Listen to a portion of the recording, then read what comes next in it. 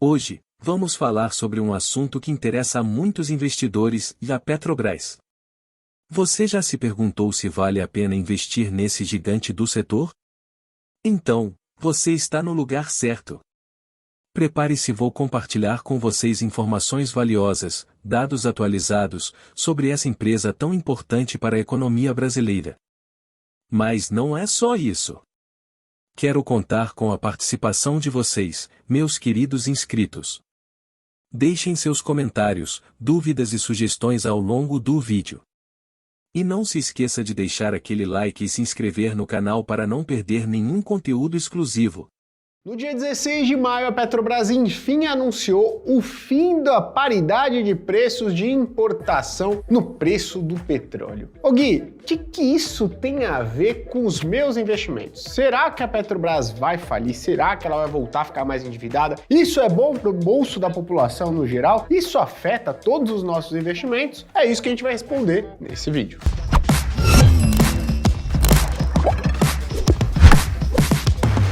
Antes de começar, eu vou pedir que você curta este conteúdo, compartilhe com quem também tem interesse nesse assunto e, obviamente, se inscreva no canal para estar sempre antenado com as novas informações que a gente vai postando por aqui. A primeira coisa que a gente precisa fazer para entender um pouco mais de tudo que envolve a Petrobras é olhar para o passado. Quando a gente fala olhar para o passado, eu não estou falando especificamente olhar para 2015, olhar para 2010, olhar para 2008, ou mesmo na crise do petróleo. Eu estou falando para a gente voltar muitas décadas no passado, falando para a gente começar a olhar no fim da Segunda Guerra Mundial, mais ou menos lá no ano de 1945. O assunto de soberania nacional e a melhor forma de explorar o petróleo estava muito em alta no Brasil. Afinal, a gente veio de uma guerra mundial. E se, por exemplo, a gente dependesse de um país que estava envolvido em uma guerra, envolvido em um conflito, e o pior, se esse país fosse o nosso principal fornecedor de petróleo, como é que ficaria o Brasil nessa situação toda? E a gente não estava só falando de uma política de soberania nacional. Afinal, o Brasil ele tinha um plano claro de industrialização. E para você se industrializar, um dos fatores mais importantes é a sua matriz energética. Você precisa de bastante energia. E passa, obviamente, pelos combustíveis, né? Então, a gente não precisava do petróleo somente para garantir a nossa soberania nacional. A gente precisava porque a gente tinha um plano claro de industrialização e esse plano passava também por um fornecimento bastante grande de petróleo, de combustíveis. Só que tinha um ponto, o Brasil não tinha tecnologia naquela época para explorar petróleo em regiões que eram de difícil acesso. Em 1946, sob o comando do presidente Eurico Gaspar Dutra, a gente permitiu, sob a nova Constituição, a entrada de estrangeiros na exploração de petróleo aqui no Brasil. Só que não foi algo que deu muito certo. Primeiro que você tinha uma ala de nacionalistas muito grande defendendo, né, que nosso petróleo não pode ficar na mão de outros países, né? E é importante mencionar que naquela época, das 7 maiores petroleiras do mundo, 5 eram americanas. Então, muito provavelmente, nós estaríamos colocando a exploração do petróleo na mão de grandes empresas dos Estados Unidos. E aí se levantou essa grande bandeira nos próximos anos contra a exploração de petróleo por empresas estrangeiras. Depois disso, esse movimento contra, né, a exploração internacional do petróleo aqui no Brasil,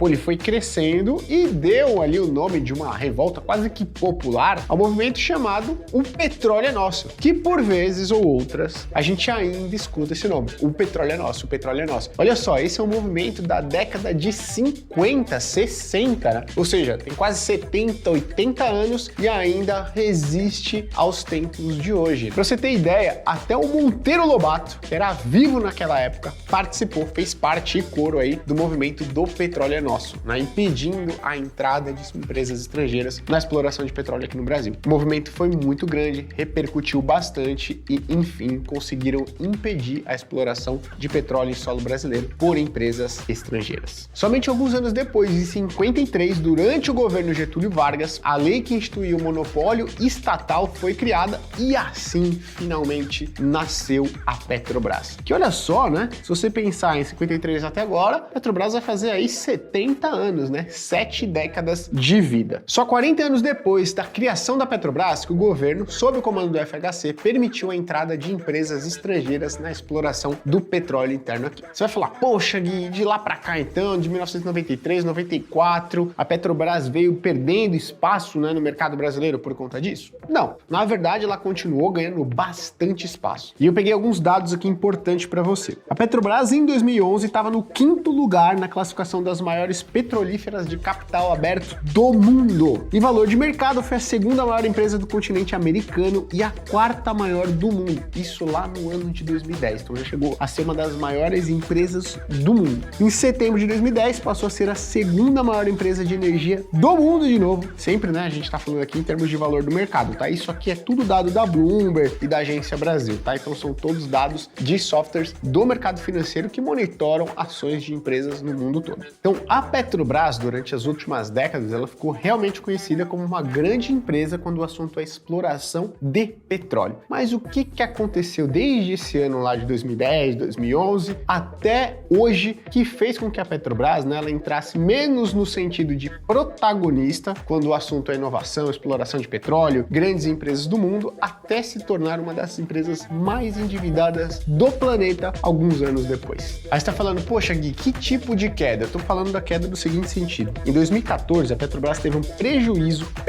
tá? Lucro líquido negativo de 21,6 bilhões de reais. Esse foi o maior prejuízo desde o ano de 1986 e o primeiro desde o ano de 1991. Você vai perguntar o seguinte, Gui, não tem problema, né? A empresa ter prejuízo, já que é estatal. A gente vai falar um pouquinho mais disso lá pra frente. Em 2015, a Petro registrou um prejuízo ainda maior, de quase 35 bilhões de reais. E quando a gente vai ver relatórios e tudo mais, né, estima-se, na verdade, que entre os anos de 2004 e 2012, a perda efetiva da Petro, quando o assunto é corrupção, ali investigada pela Lava Jato, foi de aproximadamente 6 bilhões de reais, tá? Então é um valor relevante, mas se você pensar no tamanho do prejuízo da Petrobras, só em 2014, que foi de quase 22 bilhões de reais, mais 2015, que foi 35 bilhões de reais, parece até pequeno. Isso aí não teve problema nenhum. O que aconteceu com a Petrobras? Olha só, em 2015, a Petrobras era a empresa mais endividada no setor de petróleo do mundo. A sua dívida chegou a superar os 500 bilhões de reais. Quando lá em 2016 o governo Michel Temer assumiu, ele resolveu fazer algumas mudanças na Petrobras. E uma dessas mudanças foi reduzir a interferência política na precificação, por exemplo, dos combustíveis, tá? E lá em 2016 foi adotado o PPI, o Programa, né, de Paridade de Preços de Importação. E o que basicamente faz o PPI, né, que foi instituído lá em 2016, basicamente ele baliza os preços praticados aqui no mercado brasileiro, os internos, ao preço negociado lá fora. Por quê? Qual que é a ideia dessa política de preços? Já que o petróleo é uma commodity, e commodity ela é negociada ao redor do mundo pelo mesmo preço em dólar, a gente precisa praticar o preço que o mundo pratica. Ainda mais que o Brasil não é autossuficiente em refino de petróleo. O que isso significa? A gente produz, extrai o petróleo aqui das nossas reservas, só que a gente não tem a capacidade para refinar e aí transformar isso em combustíveis aqui internamente. Então a gente exporta o petróleo bruto e a gente importa o petróleo refinado. A gente exportava a preço de mercado, importava a preço de mercado e na hora de comercializar, a gente comercializava levando em conta aqui um outro preço. E aí, essa importação do petróleo refinado versus a venda a um preço mais baixo para o consumidor fez com que a Petrobras revertesse décadas de lucro e passasse a apresentar prejuízos bilionários, o que fez com que ela chegasse a ser uma das empresas mais endividadas do mundo. Depois que essa política foi adotada, a Petrobras ela conseguiu reverter a boa parte dos prejuízos acumulados ao longo dos últimos anos e entregar lucro para os seus acionistas. Lembrando que o maior dos seus acionistas é o governo federal, a União. Isso só foi possível, obviamente, porque a gente entrou em um período em que o preço do barril do petróleo ele ficou mais alto. Então isso só aumentou a margem, obviamente, da Petrobras. Tem gente que fala o seguinte, olha, isso é muito ruim. E aí tem alguns pontos de vista que a gente vai apresentar aqui para você tirar sua conclusão, se é bom ou se é ruim. Mas antes é importante a gente lembrar que a gente voltou a discutir a precificação, né, da gasolina, se a Petrobras estava fazendo a precificação correta, se era certo ela comercializar aqui internamente ao preço do petróleo lá fora, né, que ele é negociado internacionalmente entre os anos de 2020 2021 e 2022. Por quê? Porque o preço do petróleo subiu. Quando eu falo preço do petróleo subiu, estou falando do preço no mundo, né? Uma commodity é negociada ao mesmo valor no mundo como um todo. E aí isso impactou diretamente a inflação, o nosso bolso aqui. Você muito provavelmente se lembra, já que entre 2021 e 2022, o preço do litro da gasolina chegou a ultrapassar os R$6 e depois, ali entre maio e junho de 2022, o preço da gasolina médio no Brasil chegou a extrapolar um patamar de R$7 por litro. Naquela época, ou até então o governo Bolsonaro, instituiu um teto para a cobrança do ICMS sobre combustíveis. E aí, com a ajuda desse fator, o governo federal abrindo mão de arrecadação de impostos, mais queda do preço do barril do petróleo, no final de 2022, a gente conseguiu observar uma queda relevante no preço da gasolina. A gente encerrou o ano, isso 25 de dezembro de 2022, com um litro da gasolina sendo negociado na média no Brasil a R$ 4,96, basicamente R$5. Você vai falar, Gui, não foi, porque na minha cidade aqui, na minha cidade ali. Vale lembrar que o Brasil é um país continental, então a gente tem uma dispersão muito grande dos preços de combustíveis, né, sendo aí negociados no Brasil como um todo. Bom, mas enfim, a Petrobras anunciou o fim da paridade. E o que isso significa, né? E por que pode ser preocupante para as ações da empresa, para a empresa, obviamente, para o Brasil e, obviamente, para o mercado como um todo. E quais são os pontos, obviamente, positivos dessa medida, né? A gente precisa pensar que se não tivesse nenhum ponto positivo, por que alguém adotaria tal medida, né? Então a gente vai trazer aqui para vocês. Primeiro é importante falar o seguinte, Gui, o que é essa fim da paridade? Ó, agora o preço dos combustíveis aqui não vão ser mais balizados pelo mercado internacional, beleza? Beleza. Mas qual que vai ser o preço que a gente vai negociar internamente aqui? E a Petrobras falou o seguinte, ó, essa nova estratégia comercial, ela vai usar duas referências de mercado. Primeiro, o custo alternativo do cliente. O que seria o custo alternativo do cliente? Difícil aqui de você entender, tá? Contempla as principais alternativas de suprimento, sejam fornecedores dos mesmos produtos ou de produtos substitutos. Então, será que a Petrobras vai estar antenada ali com o preço do etanol, né, de fontes alternativas de combustíveis? Como é que isso vai funcionar? E outro, valor marginal, segundo a petroleira, que é baseado no custo de oportunidade dadas diversas alternativas para a companhia, entre elas produção, importação e exportação do referido produto ou dos petróleos utilizados no refino. O ponto é, não tem uma política de preços muito clara, como você tinha antes, quando o assunto era paridade internacional. E aí isso traz algumas incertezas, né? Primeiro, traz uma incerteza muito grande com relação ao resultado da empresa, qual vai ser a estratégia de precificação da empresa agora. Hoje, o preço do petróleo está num patamar razoavelmente tranquilo,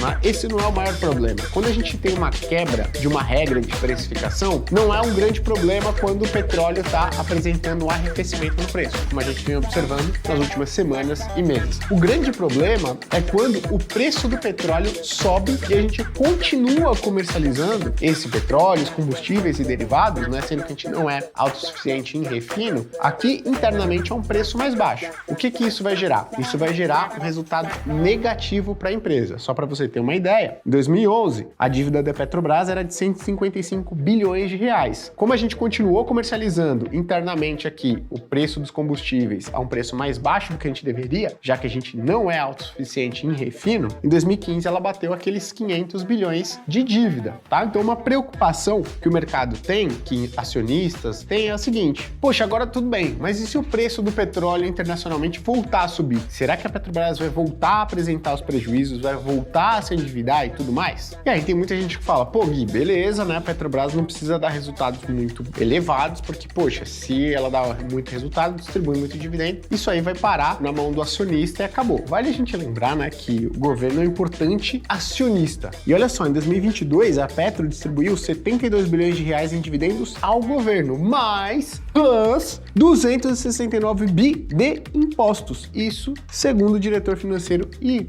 de relacionamento com investidores da própria Petrobras, Rodrigo Araújo, tá? Então é importante a gente mencionar que a Petrobras, pessoal, é uma importante fonte de arrecadação para o governo federal. Então quando a gente fala, não acho que a Petrobras deveria dar tanto lucro, eu acho que de fato ela deveria praticar uma política de preço interna aqui que não fosse atrelada ao preço internacional de petróleo, a gente precisa entender, isso significa menos resultado para a empresa? Sim. Isso significa menos arrecadação para o governo? Sim. É importante te lembrar que o Brasil não é um país que está com suas contas públicas bem equilibradas. Logo, a gente precisa entender que uma menor arrecadação vinda da Petrobras, ou seja, por uma prática prática de preços dos combustíveis mais baixas do que baseados lá internacionalmente, a gente precisa criar outro imposto, cobrir esse buraco, digamos assim, no orçamento de algum outro lugar. E tudo bem, né, você falar o seguinte, poxa Gui, mas tudo bem, eu aceito. Então o que a gente está falando aqui é que basicamente, né, se o governo opta por essa decisão, ele vai estar subsidiando o preço dos combustíveis, né, e vai estar tendo que fechar esse buraco de algum outro lugar. Então é mais uma decisão estratégica. Tudo bem, vou ter menor arrecadação aqui,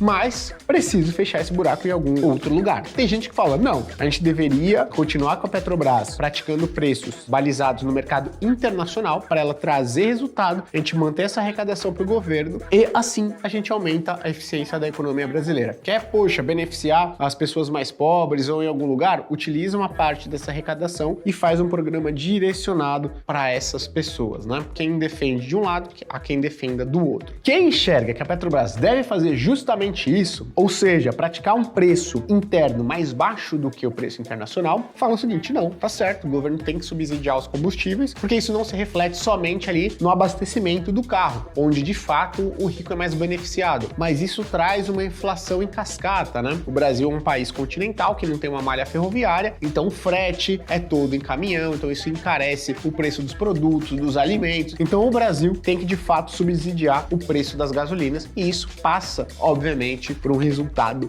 mais baixo da Petrobras. São duas decisões e hoje as pessoas discutem qual seria a decisão mais eficiente, no final das contas, que traria um benefício maior para a população brasileira como um todo. Então é importante a gente mencionar e tirar, por exemplo, o peso, né, da nossa aptidão política da decisão. Acho que são duas decisões bastante diferentes, né? Aqui a gente tem a Petro no meio da discussão. É importante a gente lembrar que a gente pode vir aqui pela prática de PPI, né, para balizar o preço interno aqui com o mercado internacional, e aqui a gente tem um preço sendo determinado por fatores mais internos. Agora, pô Gui, qual que é a melhor opção? Se a gente toma a decisão de vir por aqui, né, a gente vai estar subsidiando o preço da gasolina. Se essa for uma decisão que leva isso em consideração, ok, poxa, a gente acha que vale a pena subsidiar o preço da gasolina porque a gente acha que isso, na média, vai trazer resultados muito positivos. Ah não, acho que não é uma boa subsidiar combustíveis, vamos voltar a trabalhar com preço internacional, isso vai gerar resultado para a Petrobras, isso vai gerar arrecadação maior para o governo federal, e o governo federal decide o que ele vai fazer, pode inclusive utilizar uma parte desse resultado para implementar uma política mais efetiva diretamente em uma faixa da população. Então uma decisão por ir para outros lugares. Hoje,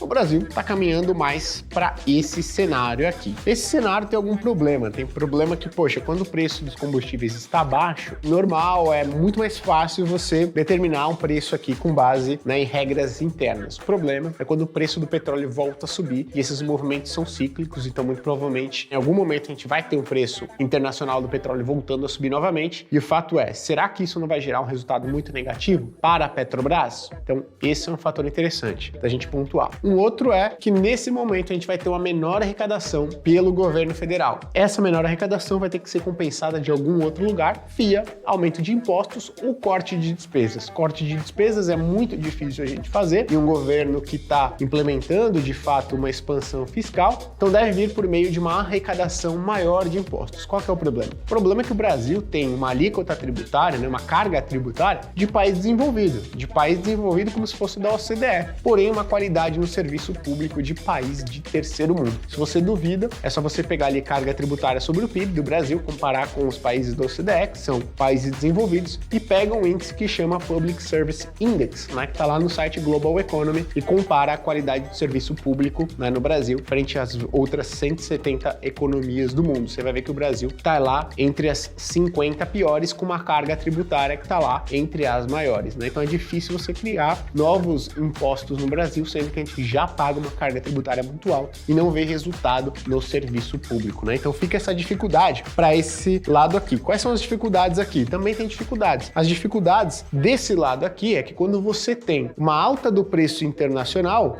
você acaba, no final das contas, tendo que reduzir os impostos também, como a gente observou em 2021 e 2022. Do contrário, você acaba penalizando bastante a população através de um preço do petróleo bem alto, de uma inflação bem elevada, tá? Então, são duas estratégias, cada uma tem as suas vantagens, a gente precisa discutir como sociedade o que seria o melhor para o Brasil daqui para frente. Qual que é o meu ponto? Eu acho que vale a pena a gente comprar a Petrobras? Eu acho que não. Parece que a Petrobras vai ser utilizada como um modo de implementar algumas políticas públicas, né? E ela perde aquele efeito de gerar lucro, de gerar resultado, em boa parte. Então, não acho que faz sentido a gente ter uma empresa, primeiro, que parece estar perdendo essa intenção de entregar resultados positivos. Então não vejo sentido de adquirir uma empresa pensando em carregá-la para o médio e longo prazo, sendo que a gente está vendo uma implementação de uma política de preços, né, como a gente viu lá no passado, que em momentos desfavoráveis fez com que a Petrobras apresentasse resultados de dezenas de bilhões de reais negativos e se tornasse uma das empresas mais endividadas do mundo. É fato que isso vai acontecer? Não. Tem muita coisa para rolar ainda, mas os movimentos iniciais, do meu ponto de vista, são negativos para a Petrobras. Você vai falar, Gui, por que a ação da Petrobras não caiu? Precisa lembrar que tudo também depende de expectativa e o que foi apresentado. O mercado tinha uma visão de que essa política de preços da Petrobras poderia ser pior do que a apresentada. Então, se a expectativa era pior e aí o fato não foi tão ruim quanto esperado, o preço da ação, inclusive, apresentou um resultado positivo. O que não apresentou um resultado tão positivo foram os juros. Os juros de longo prazo, eles têm uma relação maior com a expectativa fiscal. E você está tirando aqui, na expectativa de arrecadação muito relevante que vem por parte da Petrobras para os cofres públicos. Então, quando a Petrobras divulgou o fim do PPI, o preço da ação subiu. Porém, os juros futuros subiram, com base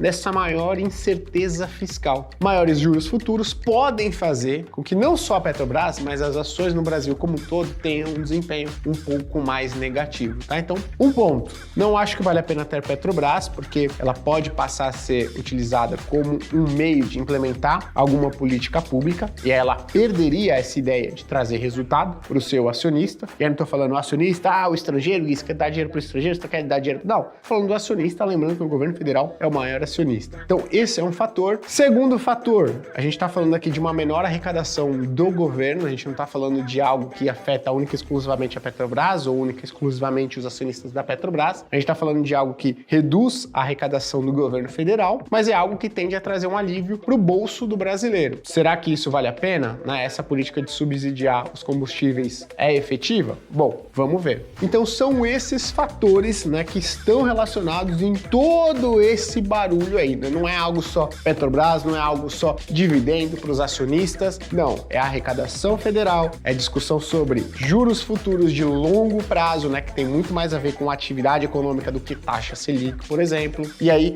medir se esse benefício para a população ele tende a ter um saldo positivo ou negativo. É essa discussão que a gente deveria estar tendo aqui. Mas e você? Acha que é uma boa comprar Petrobras agora ou não? Me conta aqui nos comentários.